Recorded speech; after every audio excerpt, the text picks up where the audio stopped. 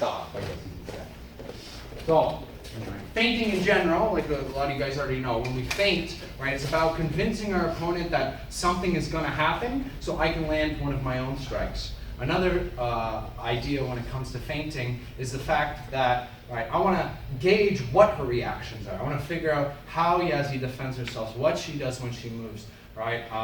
When I throw this style of strike, what kind of reaction does she give me? Right?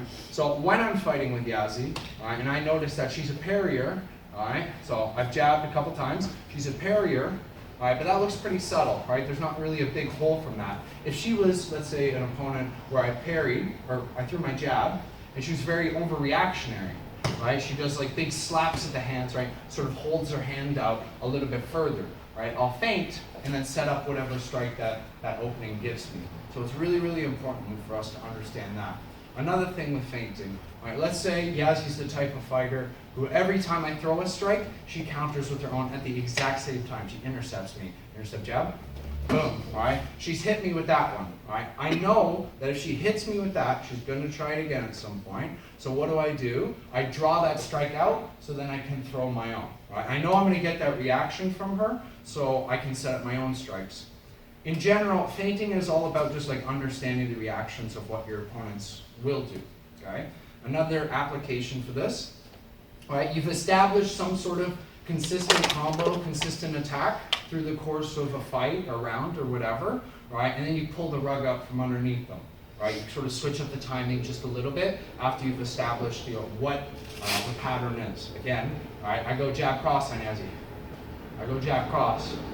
I go feint jab cross. I'm just trying to switch up the rhythm a little bit, or I put the feint in the middle of the combination. Okay, so that's like conceptual how we apply feints. Doing the feints themselves. So I'm starting to think about like feinting with our hands as like 6 different angles. Right? So there's our straights, there's our sides, right, and there's below. I don't know about up yet.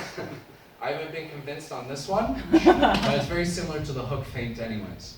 Right? So, and that's exactly what we're trying to mimic. We're trying to mimic at least the look and the feel of what that punch would be. Obviously, this doesn't look like a hook, but to her peripheral vision and her lizard brain, right? When I do this, right, the lizard brain says hook, right, and right away it goes boom, right? And that's when you can open up all those other holes, right? So again, it's that part, just that, right? It's not like I go when I want to do a hook thing. It's just this. It's simpler than when we think it. Gets me every time. Yeah, it's really, it gets everybody. Right? You see it actually happen a lot more. Like examples of people who do this. Israel Adesanya, whenever he's fighting with his opponents, he feints with like every inch of his body. So like every part of him is like making the opponent question what's going to happen next. He uses his legs.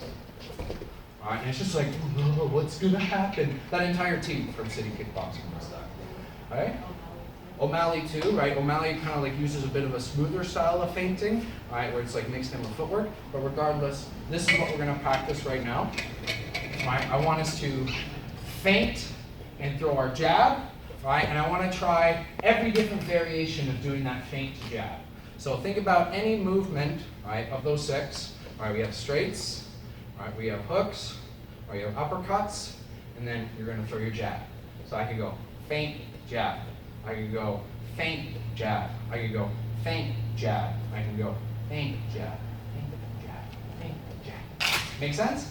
Okay, so when we're doing this with our partners, right, we're just practicing back and forth. Everybody's going to have their gloves on. I'm going to go feint, jab. All right, I'm going to do it twice, whatever I want to do. Feint, jab. And then I'm going to hold for Yazzie. She can do whatever one she wants. Okay. Right, and then I'm going to practice mine. It's all finishing on the jab. Yeah, just finish on the jab, and I want you to sort of experiment with your feints. Okay? So the simplest version, lead hand, 1, 2. Make sure that your lead hand always comes back to the same spot and is starting from that exact same position. Don't let your feint put your body out of position so the jab is not as good as it could be. Right? A common mistake that people make when they're feinting is they'll kind of hook feint like this, at least when I'm teaching them, and sort of throw their body out of position, so now the jab just isn't as nice as it could be, when it should be just this. All right, see how? All right, again, it's not about me selling with my body as much as it is, right, just that sort of shake to the outside, a little bit of breath with it too. All right, same thing.